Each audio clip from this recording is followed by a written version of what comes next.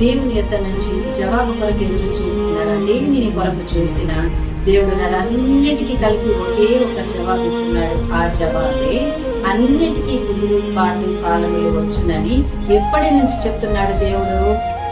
పితరుల కాలం నుండి, ఆది నుండే చెప్తూ వస్తున్నాడు దేవుడు. ఇది ఈ మాట ప్రవక్తల నోట పలికించి మాట్లాడి ఉన్నాడండి. ఈ మాటను మనం నమ్మాల్సిందే.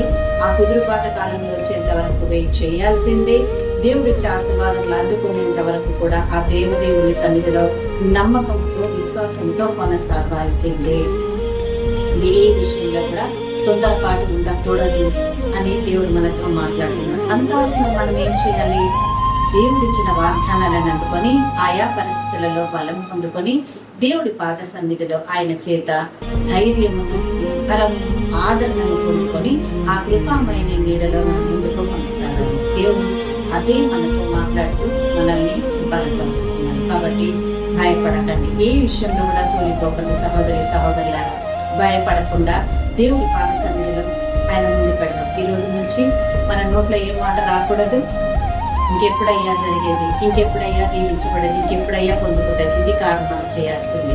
ఏం తెలుసుకోవాలి? మనము అన్నిటికీ కుదురుబాటు కాలములను దేవుడు సిద్ధపరిచి ఉన్నాడు. ఆ ఏర్పరిచిన